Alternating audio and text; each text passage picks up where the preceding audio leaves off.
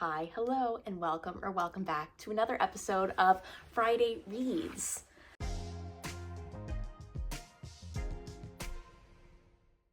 So today with Friday Reads, what we do is we talk about what we're currently reading, what we've recently finished, and what books we may have accidentally, on purpose, purchased or acquired somehow.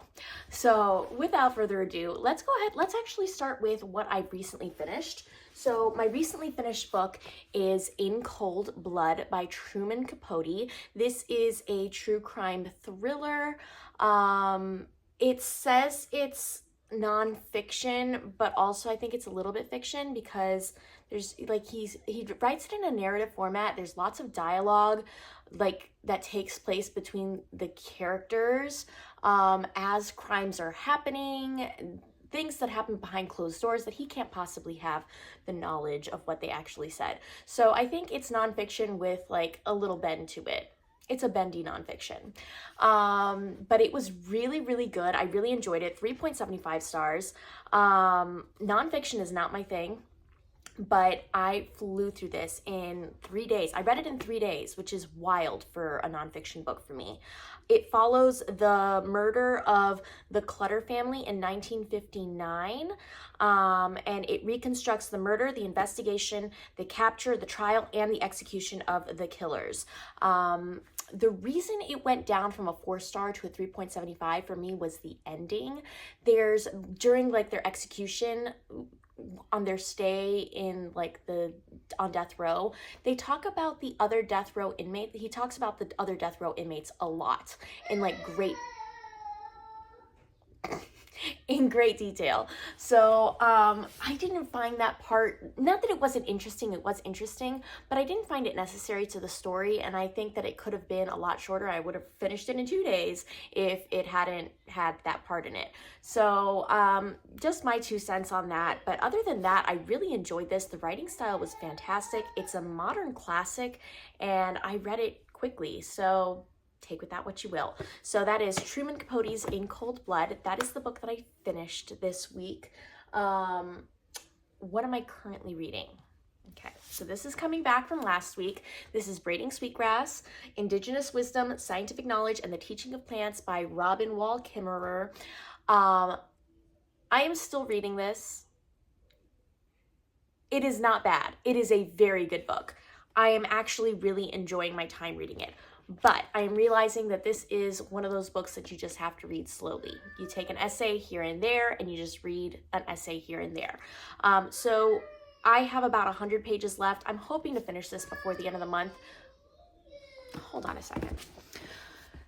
So yes, I am still reading Braiding Sweetgrass, hoping to get it done before the end of the month, because I would like these pages that I read, all of these pages to count for this month. I know it's a stupid thing and it doesn't matter, but my story graph would be so happy to see it there. So, ooh, what did I do to my hair? So, Braiding Sweetgrass is what I'm currently reading. I'm also currently reading Half a Soul by Olivia Atwater. I'm actually reading this on my Kobo. I'm not reading the physical copy. I'm about, I don't know, I'm 17 chapters in, so 200 pages in.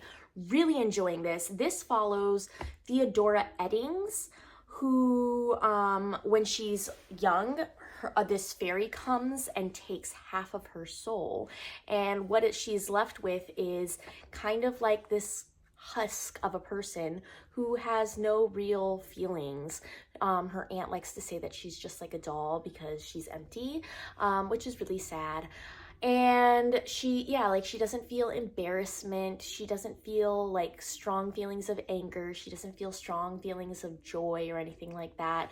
And she comes across, they go to London for the season, and she comes across Lord Sorcerer Elias, who is this magician. And he sees her and sees her case and is intrigued by what is going on with her and wants to solve the problem, fix her, get her soul back. So yeah, it's very interesting. I'm enjoying it thoroughly. There are fairies, it's magical, but it's also Regency England, which is fun. So it's like a Regency romance in a magical world with fairies. I don't know. It's really fun. I'm really enjoying this, and there's other books in the series. There's 2 other books, so I might pick up the next ones after that because this is really fun.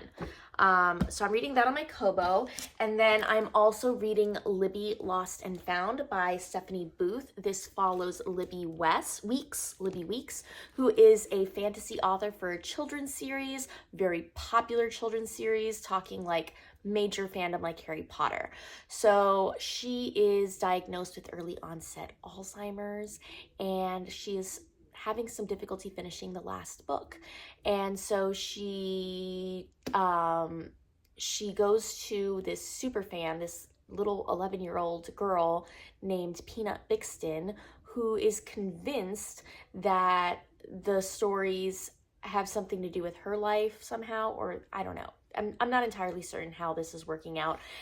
It's a little convoluted, but I think part of that is the writing, because you're seeing the world through Peanut's eyes, which are like through this lens of these books, because she's completely obsessed and thinks that they're real. And then you're seeing it through Libby's eyes, who has early onset Alzheimer's, and so things are not exactly what they seem. So I'm curious to see where this is going. I'm about halfway through right now, and I'm really, really enjoying it. I'm hoping to finish it once again before the month is out. So these are the 3 books that I am currently reading and enjoying all of them, honestly. No bad books this month so far, which is a huge hit. Okay, so next up is my book pickups. Now, I've been really good this week, and I don't have as many.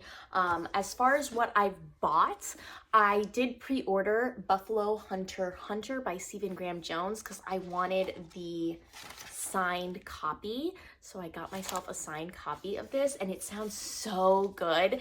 It's like it's a novel of the American West writ in blood. So it's like a historical novel following a Blackfeet Indian named Good Stab as he haunts the fields of the Blackfeet Nation looking for justice. It begins when a diary written in 1912 by a Lutheran pastor is discovered within a wall in 2012. What is unveiled is a slow massacre, a nearly forgotten chain of events that goes back to 217 Blackfeet dead in the snow, told in the transcribed interviews with Good Stab, who shares the narrative of his peculiar and unnaturally long life over a series of confessional visits. This is an American Indian revenge story captured in the vivid voices of the time by one of the new masters of literary horror, Stephen Graham Jones. So I love stories about Native American culture. It's just something that absolutely fascinates me and makes me very sad. So I'm sure this book is gonna make me angry in a lot of ways, but I'm so here for it. I like a good revenge story. I think he's like a vampire or something too, which is really fun. So I'm excited for this blend of horror and historical Western story. So that is the book that I bought, but I was really good and I didn't buy any more. Instead, I went to my local library and I picked up Savor It by Tara DeWitt and Earl Crush by Alexandra Vasti. So Alexandra Vasti wrote a book that I read last month called Ne'er-Do-Well that I really enjoyed. It's a Regency romance, historical romance that takes place during Regency era England. This one is the same. It follows a wallflower heiress named Lydia Hope Wallace, who pens seditious pamphlets anonymously, and she's been in correspondence with this earl in Scotland for years, and he sends her a letter, this strange letter about his financial difficulties, and she decides that what she needs to do is to get herself over to Scotland and be his wife, and she offers him a marriage of convenience. However, when she gets there, Arthur, the Earl of Strathanock, is very confused because he's never written to this woman his entire life. It turns out his brother has actually been writing to her instead, and he's also entangled in some British espionage. And so Arthur is going to need Lydia's help, not only financially, but to help his brother. And apparently there's an attraction between them. Yeah, so Arthur will have to risk everything to keep her safe, even his heart. It sounds so cute. I'm so excited about it. I love me a good historical romance. So this is going to be so much fun. Savor It by Tara DeWitt DeWitt is one that I have seen lots of people recommend. I also know she has another one coming out that I think is connected to this one. Not like, it's like in the interconnected standalone series. And I think people are already raving about it. So I really want to read this one so that way I can read the next one, because I like to read them in order so that way I know what's going on. I honestly don't know much about this. It says it's, if Schitt's Creek and The Bear had a love child, it would be this book. So that's super fun. I love Schitt's Creek. We follow Sage Bird, who lives in this small town called Spunes, Oregon, and she has a hobby farm. She's just sunshine and rainbows and butterflies, but her ex, town golden boy Ian, suddenly gets engaged, and Sage wants to win. Beating him in the Festival of Spunes summer competition would be the perfect way to show everyone she's doing just fine, no pity necessary. She just needs a partner. And in comes Fisher Lange, a hotshot chef from New York City who the loss of his sister left him grieving and responsible for his teenage niece. He loses a Michelin star and his boss sends him to Spunes for a last chance project to redeem himself. He ends up next door to Sage, which sparks some dating rumors between the two of them, and the pair strike a deal to turn things around. Soon their alliance blooms into something unexpected, and while they try to savor every moment, summer is racing by all too quickly. So spicy summer fun, small town charm, and big feelings. This highly anticipated rom-com is Tara DeWitt's best yet. Oh, so she has other books. Oh, let's see. Rootbound, The Co-op, and Funny Feelings. Okay, so if I like this, I might have some backlog to get through. But anyway, even though I was gonna save it for the summer, it seems like it's a hard book to get a hold of, and I have a feeling in the summer it will be harder to get a hold of. So I went ahead and I picked it up, and these are my pickups for the week. Yeah, that's all we've got going on. As far as things life-wise, we had our Friends of the Library meeting this week. That was uneventful because nobody came. This is the problem with Friends of the Library in a rural area. Trying to get people to actually come is hard. So if you are a member of your local library, please, please, please join your Friends of the Library. They need you, not just your dollars, they need your help too.